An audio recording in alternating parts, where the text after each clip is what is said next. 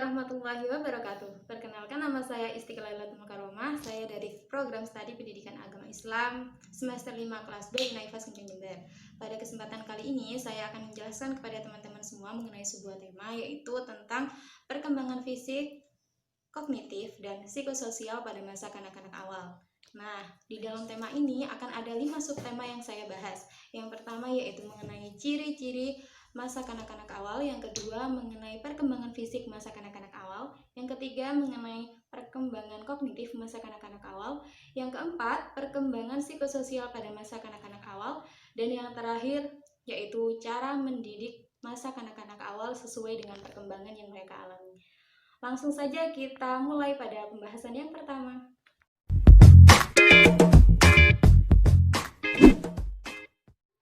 Nah, pada subtema yang pertama ini kita akan mempelajari tentang bagaimana sih ciri-ciri dari masa kanak-kanak awal itu. Yang pertama yang paling mudah untuk kita amati yaitu usianya. Nah, jadi pada masa kanak-kanak awal itu mereka berusia rentang antara 2 sampai 6 tahun. Ada juga beberapa ahli yang mengatakan bahwa masa kanak-kanak awal itu terjadi saat anak berusia 2 sampai 7 tahun. Nah, jadi ada dua versi mengenai ini. Kemudian yang kedua yaitu disebut dengan masa estetika. Nah, atau masa keindahan. Jadi menurut anak-anak, masa kanak-kanak itu adalah masa yang indah, tidak bisa diulang lagi. Selanjutnya ada disebut juga sebagai masa indera. Nah, jadi pada masa kanak-kanak ini indera anak-anak itu akan berkembang dengan sangat pesat. Yang selanjutnya yaitu usia yang mengandung masalah atau usia sulit. Jadi yang mengalami usia sulit itu bukan si anak tapi si orang tua, karena orang tua akan diribetkan dengan 1001 tingkah laku sang anak. Nah, bisa jadi keras kepala atau tantrum juga dan lain sebagainya.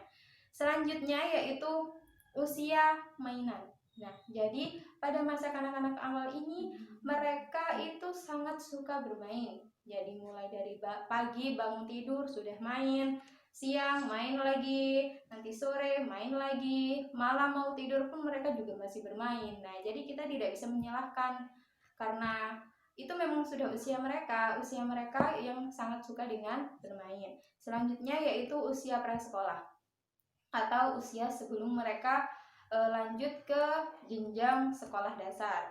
Nah, jadi pada masa ini di taman kanak-kanak mereka akan diajari tentang dasar-dasar ilmu sosial yang akan berguna bagi mereka di masa yang akan mendatang. Kemudian selanjutnya yaitu usia belajar kelompok. Nah, jadi pada usia ini mereka itu sangat suka sekali untuk belajar kelompok daripada belajar sendiri, karena dengan belajar kelompok mereka bisa berinteraksi dengan teman sebayanya, seperti itu. Kemudian selanjutnya yaitu usia menjelajah dan banyak bertanya. Jadi pada usia ini anak-anak sangat suka menjelajah.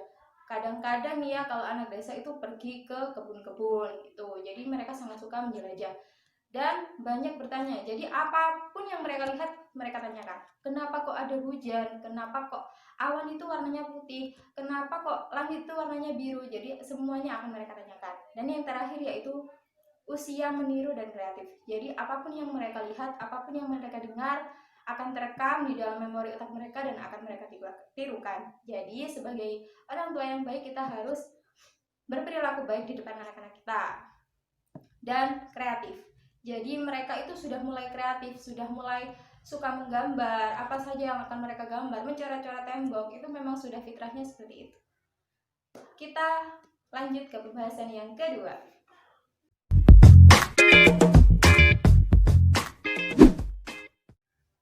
Pada pembahasan yang kedua kali ini kita akan membahas mengenai perkembangan fisik pada masa kanak-kanak awal. Jadi pada masa kanak-kanak awal, yaitu saat mereka berusia 2 hingga 7 tahun, mereka akan mengalami perkembangan fisik yang sangat pesat. Nah, perkembangan fisik bisa ditandai dengan keterampilan motorik kasar dan halus yang sangat berkembang pesat. Perkembangan motorik kasar sebagai contoh yaitu cara anak berjalan, berlari, menunjukkan orang dewasa. Kemudian motorik halus itu contohnya ketika mereka menulis, memegang pensil, atau mereka mencoret-coret, menggambar, dan lain sebagainya. Nah, untuk lebih jelasnya teman-teman bisa melihat pada tabel yang sudah kami sediakan di makalah. Kemudian rata-rata tinggi mereka akan bertambah 2,5 inci tiap tahunnya, dan berat badannya akan bertambah 2,5 sampai 3,5 kg tiap tahunnya. Jadi meskipun mereka memiliki tinggi dan berat badan yang beda-beda, akan tetapi pertambahannya itu cukup rata, yaitu 2,5 inci untuk tinggi dan 2,5 sampai 3,5 kg untuk berat badan. Selanjutnya, otak dan kepala tumbuh lebih pesat daripada bagian yang lain. Jadi bagian otak dan bagian kepala mereka akan tumbuh dengan sangat pesat. Oke, kita lanjut pada pembahasan yang ketiga.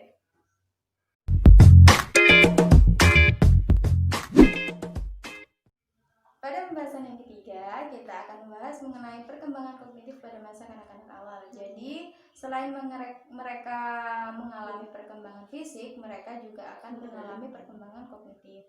Nah, kognitif itu merupakan perkembangan anak yang berhubungan dengan daya berpikir mereka. Jadi pada masa ini mereka sudah mulai berpikir, belajar, dan sudah mulai mengingat apa saja yang telah mereka alami. Kemudian terdapat dua teori dalam perkembangan kognitif, yaitu yang pertama ada teori Piaget dan yang kedua ada teori Vygotsky. Nah, yang pertama teori Piaget itu Piaget menyebutkan bahwa masa kanak-kanak awal itu disebut dengan masa praoperasional yang berusia 2-7 tahun. Kemudian pada masa ini mereka sudah mulai mempresentasikan dunia dengan kata-kata, dengan bayangan, dan dengan gambar-gambar. Kemudian pada masa ini juga mereka sudah mulai kreatif dan mulai imajinatif. Jadi kadang mereka menggambar pohon dengan daun yang berwarna ungu atau menggambar awan dengan warna biru. Kemudian mereka sudah mulai berinteraksi dengan lingkungannya. Yang kedua ada teori Vygotsky. Nah, teori Vygotsky ini menggambarkan bahwa anak itu berkembang karena dipengaruhi oleh lingkungan. Kemudian terdapat perbedaan mendasar dari kedua teori ini, yaitu menurut Piaget anak berkembang dari kemampuan mereka sendiri, sedangkan menurut Vygotsky anak berkembang karena dibantu oleh lingkungan. Oke, selanjutnya kita lanjut pada pembahasan yang keempat.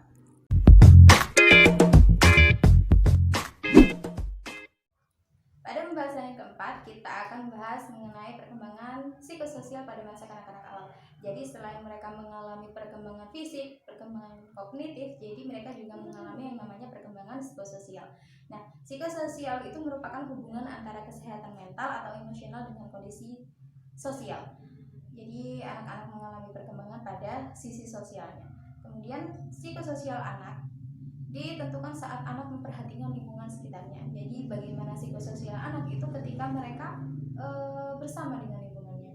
Kemudian menurut Erikson, prinsip epigenetik yaitu terbagi atas beberapa tahap dan setiap tahap mempunyai masa optimal atau masa krisis yang harus diselesaikan dan harus dikembangkan. Jadi ada tahap-tahapnya. Nah, di sini yang kita bahas adalah tahap masa kanak-kanak awal. Kemudian perkembangan psikososial pada anak terjadi pada 4 hal. Yang pertama ada perkembangan emosi. Jadi pada masa kanak-kanak mereka akan mengalami perkembangan emosi yang sangat pesat. Jadi jika mereka tidak mendapatkan apa yang mereka inginkan, mereka akan mudah terbakar emosinya. Jadi emosinya akan meledak-ledak atau bisa saja sampai tantrum juga. Kemudian yang kedua, perkembangan sosial. Jadi pada masa ini mereka sudah mulai meningkatkan intensitas hubungan dengan teman sebayanya. Jadi mereka sudah mulai bermain bersama, belajar bersama, seperti itu. Yang selanjutnya yang ketiga yaitu perkembangan permainan. Jadi mereka itu lebih dominan dengan yang namanya bermain. Tapi dengan bermain itu mereka akan belajar untuk memecahkan masalah yang ada di dalam permainan itu. Dan yang keempat atau yang terakhir yaitu perkembangan moral, yaitu perkembangan yang masih rendah. Jadi mereka masih belum tahu mana yang benar dan mana yang salah. Jadi itu adalah merupakan tugas orang tua untuk mengarahkan mana yang benar dan mana yang salah. Oke, kita lanjut pada pembahasan yang terakhir yaitu pada pembahasan yang kelima.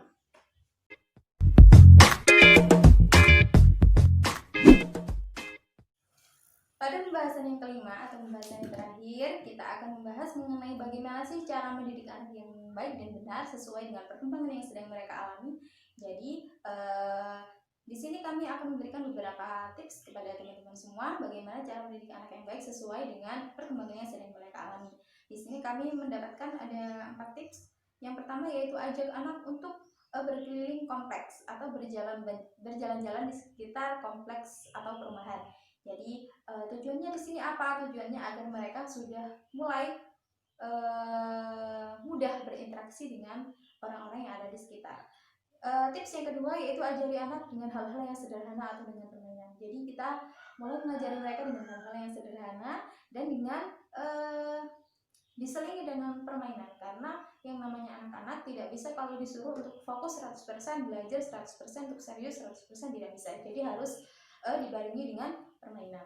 Kemudian yang ketiga, jangan membentak anak ketika mereka melakukan kesalahan. Jadi kita dilarang untuk membentak anak ketika mereka sedang melakukan kesalahan. Karena apa? Karena pada masa itu mereka mempunyai rasa traumatis yang sangat besar dan dikhawatirkan trauma itu akan terbawa hingga mereka dewasa.